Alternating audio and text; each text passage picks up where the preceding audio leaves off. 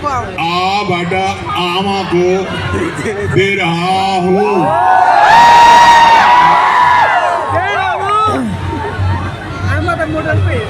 नमस्कार माइती मेरो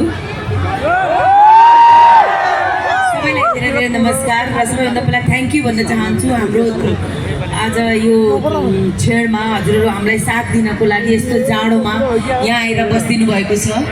एकदमै खुसी लागेको छ र खुसी यो पनि लागेको छ भोलिबाट हाम्रो चलचित्र आबाट आमा चल्दैछ। सबैजना आएर आफ्नो नजिकको हलहरूमा हेरिदिनु होला।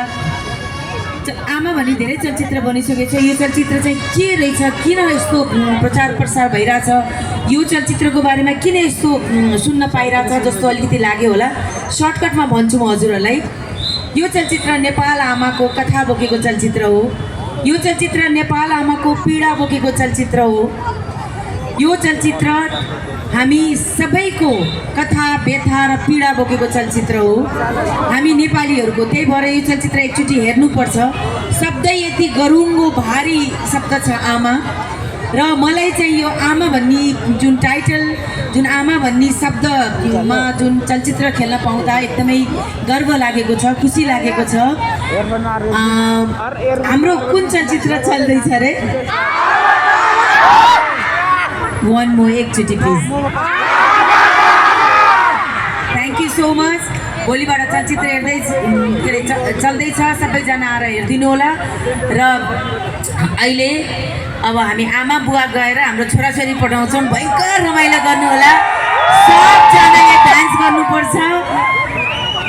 मेरो राम कृष्ण राधा र श्री आउँदैछन् अहिले एकछिनमा, तयार भएर बस्नु होला सबै। अनि सानो एउटा रिक्वेस्ट, अहिले जति पनि यहाँ बोलेको, यहाँ प्रोग्रामहरू भएको छ, सबैले आफ्नो टिकटक, आफ्नो रिल्स र आफ्नो फेसबुक मार्फत सेयर गरिदिनु होला।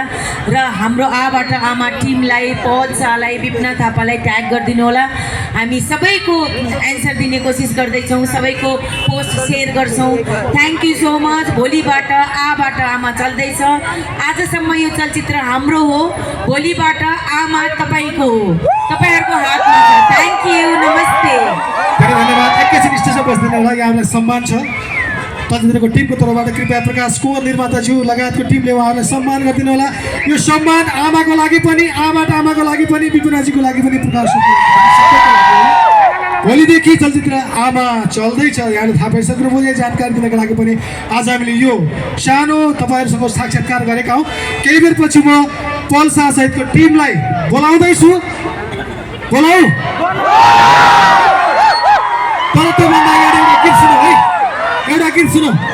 आमाको गीत बजाइदिनु होला, त्यस पछाडि म बोलाउँछु। ढुक्क हुनुहोस्, बोलाउँछु म।